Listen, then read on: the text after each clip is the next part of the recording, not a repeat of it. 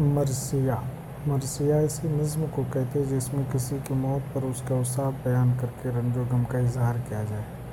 اردو میں مرثیہ کا لفظ میدان کربلا میں حضرت امام حسین اور ان کے دیگر رفقا کی شہادت کے بیان سے مخصوص ہو گیا ہے۔ دیگر لوگوں کی موت پر کہے جانے والے مرثیوں کو شخصی مرثیہ کہا جاتا ہے۔ اردو شاعری کی دوسری اہم اصناف کی طرح مرثیے کی ابتدا بھی دکن میں ہوئی۔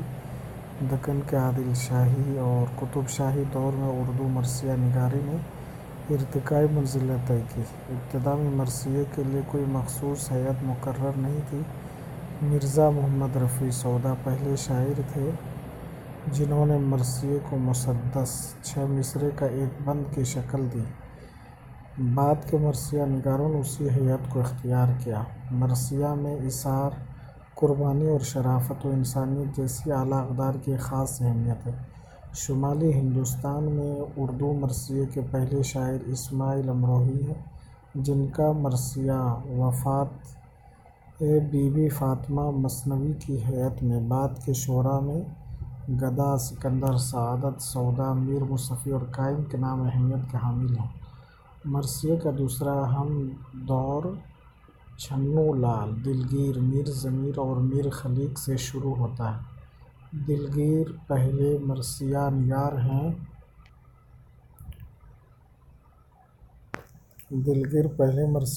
ہیں جنہوں نے مرثیوں کا مکالماتی فضا کا اضافہ کیا۔ میر ضمیر اور میر خلیق تک پہنچتے پہنچتے مرثیے نے سانحہ کربلا کے حوالے سے بیانیہ نظم کی حیثیت اختیار کر لی، جسے انیس اور دبیر نے درجہ کمال تک پہنچا دیا اور مرثیے کے درج ذیل اجزائے ترکیبی طے پائے۔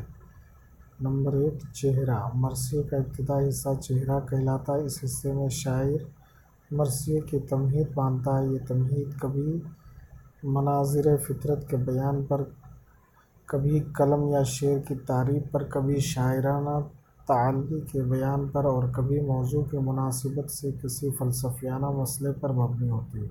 مثال کے طور پر انیس کا یہ بند ملاحظہ ہو جس میں صبح کے منظر کا بیان ہے: چلنا وہ باد صبا کے جھونکوں کا دم بدم، مرغان باغ کی وہ خوش الحانیاں بہم، وہ آب و تاب نہر وہ موجوں کا پیچ و خم، سرد ہوا میں پر نہ زیادہ بہت نہ کم، کھا کھا کے اوس اور بھی سبزہ ہرا ہوا، تھا موتیوں سے دامن صحرا بھرا ہوا۔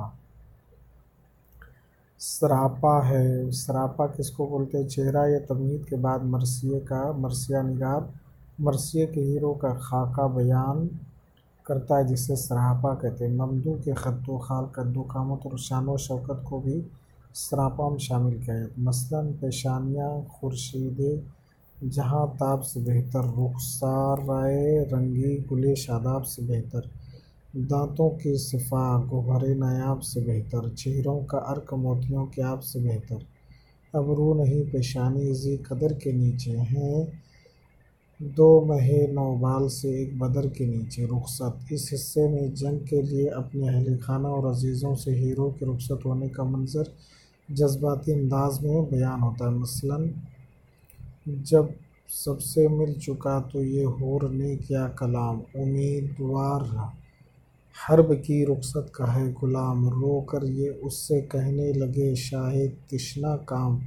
ایک دم تو گھر میں فاقہ کشوں کے بھی کر قیام، ہم پہلے داغ خیش و برادر کے دیکھ لیں تو ہم کو دیکھ ہم تجھ جی بھر کے دیکھ لیں۔ آمد۔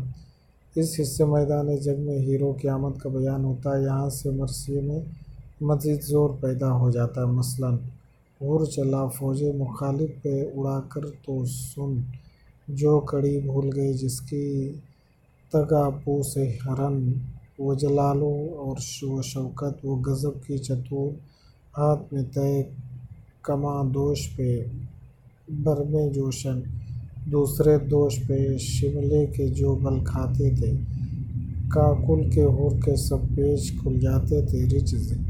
اس حصے میں ہیرو اپنی اور اپنے آباء و اجداد کے اوصاف و کمالات اور جرأت و بہادری کا اظہار کرتا ہے۔ مثلاً: ہم صاحب شمشیر، ہم شیر جری ہیں، ہم بندۂ مقبول ہیں، عصیاں سے بری ہیں۔ اور اسی طریقے سے تمام چیزوں کی تعریف کی گئی ہے۔ پھر رزم جس کو جنگ بولتے ہیں، اس کے علاوہ اس کے بعد شہادت ہے، ہر ایک چیز کی مثالیں ہیں۔ اس میں دیکھیں نوحہ بھی کے بارے میں بتایا گیا کہ نوحہ کے لغوی معنی رونے اور ماتم کرنے کے ہیں۔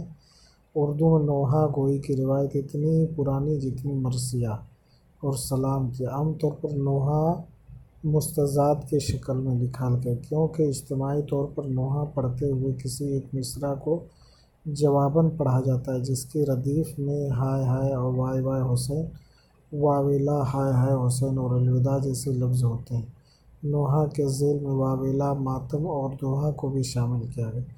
نوحہ کے لیے کوئی ہیئت مقرر نہیں۔ اردو کے نوحہ گو شاعروں میر انیس، مرزا دبیر، فاخر لکھنوی، نجم افندی، فضل کوی اختر زیدی، مہدی نظمی اور ریحان اعظمی کے نام ہیں۔ نوحہ کی ایک مثال دیکھیے: شبیر نے یک خیمے کی ڈیوڑھی سے پکارا، مار گئے اکبر گھر لوٹ گیا، اے بانوئے دل شاہ تمہارے مارے گئے گھر۔ یہ پورا اسی طریقے سے ہے۔